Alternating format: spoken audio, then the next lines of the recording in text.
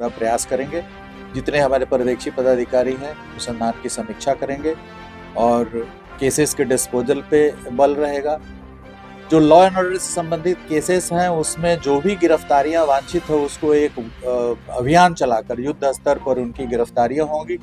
Law and order से related cases को भी हम लोग स्पीडी ट्रायल में लेंगे, क्योंकि शुरू में तो कुछ गिरफ्तारियां हो जाती है लेकिन शेष गिरफ्तारियां काफ़ी लंबे समय तक लंबित रह जाती हैं किसी किसी कांड में, तो उन सभी की समीक्षा की जाएगी और उनमें भी हम लोग स्पीडी ट्रायल वगैरह कराएंगे। नहीं, we have done excellent work in gender based violence. आपको याद होगा कि एक दौर था जिस समय वीडियो वायरल, आई थिंक 2017-18 में काफ़ी सारे केसेस हुए थे वीडियो वायरल के।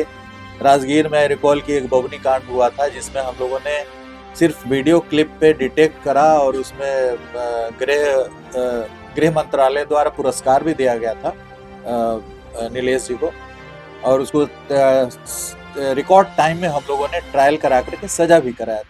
करीब दर्जनों कांड जेंडर बेस्ड वायलेंस के आए थे। वीडियो वायरल वाला एकदम हर सप्ताह में उस समय आ रहा था, तो उस पर हम लोगों ने काबू पाया था। सर, ये पेपर लीक का किस तरह से कार्रवाई होगी?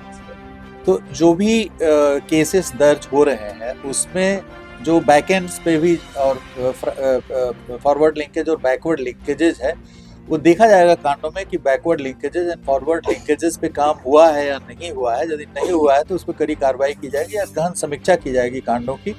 और कांडों की समीक्षा में 9 साल लगभग सीआईडी में रहा हूँ, तो केस की समीक्षा कैसे की जाएगी उसका अनुभव हमें पूर्व से भी प्राप्त है। तो केसेस की समीक्षा वार फुटिंग पे कराएंगे और जो भी आईओ इसमें वांटिंग पाए जाएंगे, जो पाए जाएंगे लापरवाह सुस्त पाए जाएंगे, उनको डिसमिसल की कार्रवाई की जाएगी। भारी संख्या में हम लोग रूथलेसली उनको निकाल देंगे पुलिस से।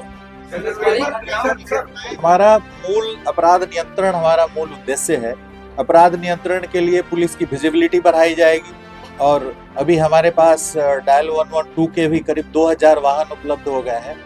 तो डायल 112 हो या थाने के अंदर जो पेट्रोलिंग व्हीकल्स है, रोड पेट्रोल्स के लिए भी व्हीकल्स खरीदे गए हैं। तो ये जितने भी प्रकार की पेट्रोलिंग है, beat road patrolling, beat foot patrolling, beat शहरी पेट्रोलिंग हो, और पदाधिकारियों को सड़क पे दिखना चाहिए, उनकी विजिबिलिटी हम लोग देखेंगे। जो भी डीएसपी है, इंस्पेक्टर है, they should be seen on the road. वो घर में बैठने के लिए नहीं है, जो पहले भी चलता था कि आपको संध्या गश्ती करना है, इवनिंग पेट्रोलिंग मैंडेटरी है, नाइट पेट्रोलिंग मैंडेटरी है। तो जो हमारे पदाधिकारी हैं वो रात में भी दिखें, दिन में भी दिखें, उनकी विजिबिलिटी अधिक से अधिक हो, ये इंश्योर कराया जाएगा। बीट पेट्रोलिंग शुरू की जाएगी, व्हीकल पेट्रोलिंग आदि शुरू की जाएगी। तो पेट्रोलिंग पे हमारी नजर रहेगी, काफी पैनी नजर है। बीएनएसएस में भी जो संशोधन आया है उसमें कि अटैच कर सकता है। नहीं, पता लगाएंगे अटैच और उसके बाद ऑर्डर पास करें। नहीं, अभी जो कानून आया उसमें चार्जशीट की जरूरत नहीं है। अनुसंधान के क्रम में भी अनुसंधान शुरू होता है, उस क्रम में भी आप अटैच कर सकते हैं। Chargesheet is not mandatory, it can be done. Chargesheet की बाध्यता नहीं है अभी। नेम्ड एक्यूज और उसको अपराध से प्रॉपर्टी सृजित करना चाहिए, उसका इनकम टैक्स रिटर्न देखा जाएगा, उसका इनकम देखा जाएगा, क्या कर रहा है नहीं कर रहा है। यदि वो एक्सप्लेन नहीं कर पाता है तो उसको अटैच कर लिया जाएगा। अच्छा सर, मनी लॉन्ड्रिंग बिहार सरकार में हम लोगों ने, बिहार पहला स्टेट था जो 2006-7 में मनी लॉन्ड्रिंग के बहुत सारे मामले यहाँ पे हम लोग दर्ज किए थे। ईओयू के माध्यम से ईडी में जाता था और ईडी अटैचमेंट ऑर्डर इशू करता था, और हम अग्रणी राज्य रहे हैं उन दिनों। जो 2005 में पीएमएलए एक्ट अधिनियमित हुआ उसमें हम लोग अग्रणी राज्य थे उन दिनों में अटैचमेंट में। यूएपीए में भी हम लोगों ने बहुत सारी संपत्तियां अटैच की थी।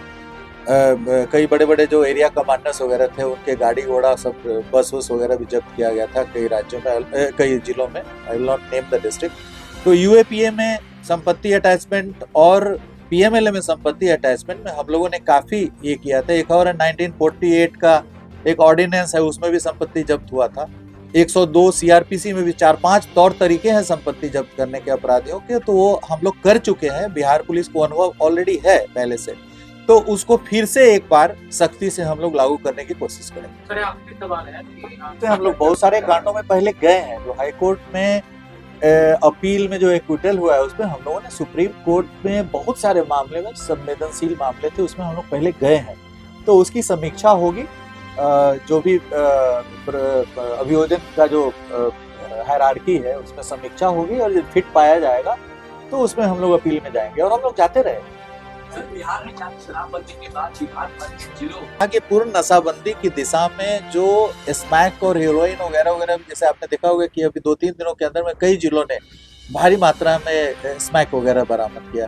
तो ऐसा नहीं है कि हम स्मैक के प्रति, हीरोइन के प्रति हम आंख बंद किए हुए हैं।